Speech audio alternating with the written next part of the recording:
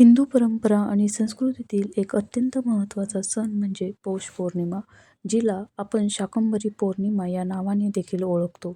हा सण भगवान विष्णू आणि देवी शाकंभरी यांना समर्पित आहे. भारतातील काही भागात या दिवशी सूर्यदेवाचीही पूजा केली जाते. पौष पौर्णिमा ही नववर्षातील पहिली पौर्णिमा असल्यामुळे त्याचे महत्त्व पुराणांमध्ये विशेष सांगितलेले आहे.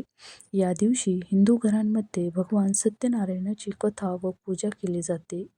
ह्या दिवसापासून पौष महिना सुरू होतो, जो पौराणिक दृष्टिकोनातून अत्यंत महत्त्वाचा असा मानला जातो. वर्षातील पहिली पौर्णिमा असल्यामुळे या दिवशी त्रिवेणी संगमात स्नान केल्यास विशेष पुण्य मिळते असे मानले जाते. त्याचबरोबर प्रयागराज, कुरुक्षेत्र, हरिद्वार, काशी, नाशिक आणि उज्जैन यासारख्या पवित्र तीर्थस्थळी जाऊन गंगा स्नान केल्यास मोक्षाचे द्वार खुले होते असे देखील म्हणतात. पण सर्वांनाच गंगेत स्नान करणे शक्य नसते. अशा वेळी घरी स्नानाच्या पाण्यात गंगाजल मिसळून देखील तुम्ही स्नान करू शकता व असे स्नान केल्यावर देखील तुम्हाला पुण्य लाभते असे मानले जाते. पौष महिन्यात पूजा केल्यास भगवान विष्णूंचे विशेष आशीर्वाद प्राप्त होतात. पौष पौर्णिमेला स्नान व दान केल्याने व्यक्तीला पुण्यप्राप्ती होते. तर पौष पौर्णिमा 2026 मध्ये कधी आहे? तर पौष पौर्णिमा ही 2026 मध्ये शनिवारी 3 जानेवारी रोजी येत आहे. तर पौष पौर्णिमा ही सायंकाळी 2 जानेवारी 2026 रोजी सायंकाळी 6:53 सुरू होत आहे व पौष पौर्णिमा तिथी समाप्ती ही 3 जानेवारी 2026 रोजी दुपारी 3:32 होत आहे. तर पौष पौर्णिमेच्या मागील कथा व त्याचे महत्त्व काय आहे हे मी तुम्हाला आता सांगणार आहे. पौष पौर्णिमेशी अनेक पौराणिक कथा व दंतकथा जोडलेल्या आहेत, पण सर्वाधिक प्रसिद्ध कथेनुसार देवी शाकंभरीने पृथ्वीवरील भीषण अन्नटंचाई दूर केली.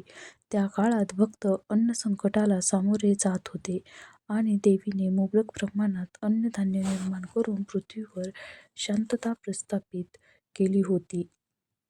तेव्हापासून त्या काळामध्ये शांतता प्रस्थापित केल्यापासून हा सण देवी शाकंभरीच्या महिमेची आठवण करून देतो. देवी शाकंभरी ही देवी दुर्गेचे रूप आणि देवी भगवतीची अवतार असल्याने जगभरातील असंख्य भक्त श्रद्धेने शाकंभरी देवीची पूजा करतात. तर पौष पौर्णिमेचा विधी कसा असतो हे मी आता तुम्हाला सांगत आहे. तर पहाटे लवकर उठून पौष पौर्णिमा व्रताचा संकल्प करावा. त्रिवेणी संगमात किंवा गंगा नदीत स्नान करावे आणि मी सांगितल्याप्रमाणे ते जर शक्य नसेल तर तुम्ही स्नानाच्या पाण्यात गंगाजल मिसळून स्नान करू शकता. सूर्यमंत्राचा जप करत सूर्यदेवाला अर्घ्य अर्पण करावे. विष्णू सहस्रनाम स्तोत्र पठण करावे. श्री सत्यनारायण पूजा घरात घालावी. तसे करता येत नसेल तर जिथे पूजा होत असेल तिथे जाऊन सत्यनारायण कथेचे श्रवण करावे. तर पौष पौर्णिमेचे उपाय काय आहेत ते मी आता तुम्हाला सांगत आहे.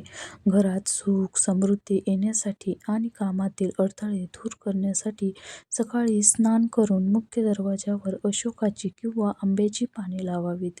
यामुळे माता लक्ष्मी घरात वास करते. पौर्णिमेच्या दिवशी घरी भगवान सत्यनारायणाची कथा ऐकल्यास अत्यंत शुभ फल मिळते. माता लक्ष्मीच्या व्रतासह श्रीहरीची पूजा केल्याने सर्व दुःख व संकटे दूर होतात आणि घरात सुख समृद्धी नांदते. असे मानले जाते की जी व्यक्ती पौर्णिमेच्या रात्री झोपते तिचे भाग्यही झोपते.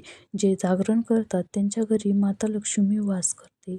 या जागरणाचे फळ हजारो वर्षांच्या तपस्ये इतके मानले जाते. या दिवशी स्नानानंतर विष्णू सहस्रनाम स्तोत्र पठण केल्यास घरात धनवृद्धी होते.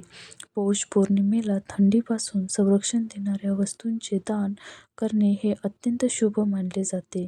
त्याचबरोबर खिचडी, चादरी, कपडे तसेच तीळ व गुळापासून बनवलेले पदार्थ दान करावेत व त्या पदार्थांचे सेवन करावेत.